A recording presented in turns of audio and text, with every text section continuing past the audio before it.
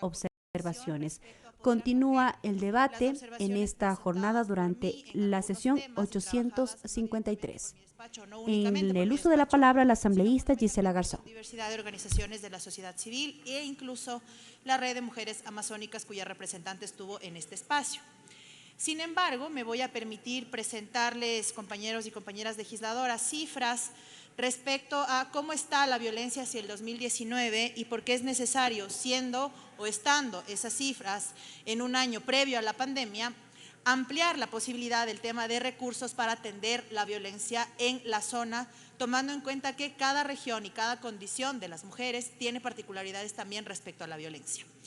Les decía entonces que de acuerdo a la encuesta nacional sobre relaciones familiares y violencia de género contra las mujeres, INEC 2019, midió la violencia contra nosotras, mayores de 15 años, en el territorio nacional y estableció particularidades en diferentes zonas del país.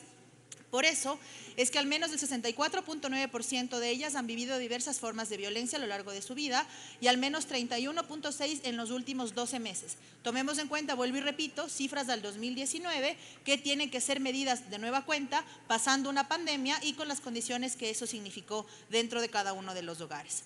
5 de las 6 provincias amazónicas están por encima del promedio nacional de incidencia de violencias contra las mujeres. 7 de cada 10 mujeres en Amazonía han sido víctimas de violencia en algún momento de su vida. Y allí hay particularidades por provincia. Por ejemplo, en Morona, Santiago, 79 de cada 100 mujeres han sido víctimas. En el Napo, 77.7. En Pastaza, 73 de cada 100. En Zamora Chinchipe, 72. En Sucumbío, 66. Y en Orellana, 56.5. Por lo tanto, se tiene que entender que además de las violencias que mencionó la compareciente en este pleno, hay aquellas otras propias de la misma región. Distancias con una zona para denunciar, por ejemplo, distancias con centros de salud para atención inmediata en caso de violencia sexual, distancias para atender o denunciar o pedir ayuda, en fin. Por eso es que los gobiernos autónomos descentralizados se vuelven un eje fundamental para, en condiciones y los recursos que tengan, aplicar al menos o empezar a aplicar cierta política pública en este sentido en el marco de sus competencias. Es por eso que en una de las observaciones que se habían presentado, se pedía que, textualmente, agréguense los siguientes literales, artículo 46, en el artículo 61 agréguense los siguientes literales luego del EID. En cumplimiento de los objetivos estratégicos de planificación integral de la circunscripción territorial amazónica, los gobiernos autónomos descentralizados, provinciales y cantonales incluirán una inversión anual no menor del 10%. Se ha acogido en la comisión que sea el 5%, pero con las estadísticas que acabo de hacer mención previamente, queda claro que un 5% no basta cuando hay atención o falta de atención, de tanto los niveles de gobierno nacional como los niveles de gobierno local.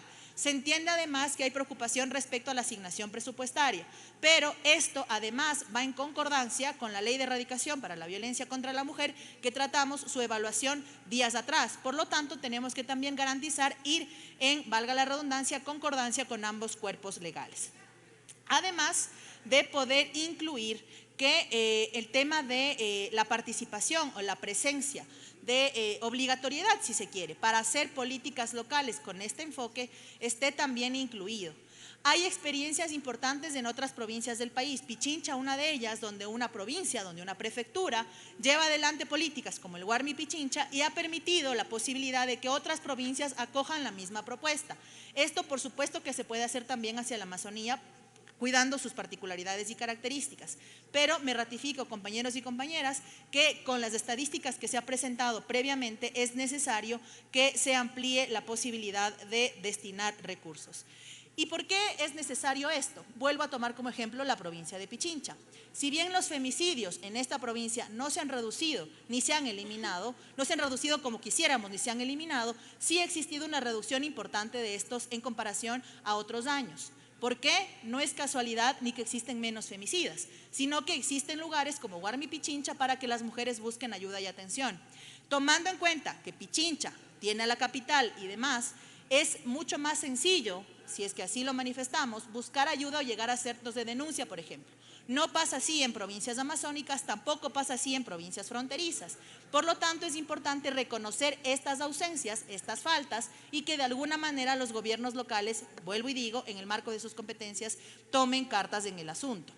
que no lo hagan solos, que por supuesto también tengan la posibilidad de relacionarse unos con otros, pero fundamentalmente que se entienda que la violencia no se atiende ni pintando de morado una pared, ni conmemorando únicamente el 8 de marzo, el 28 de septiembre o el 25 de noviembre, sino con política pública sostenida para que cuando el INEC responsablemente, y si es que así lo hace, levante de nueva cuenta esta información, ojalá podamos hablar de una reducción sostenida de las cifras, las estadísticas y las mujeres violentadas.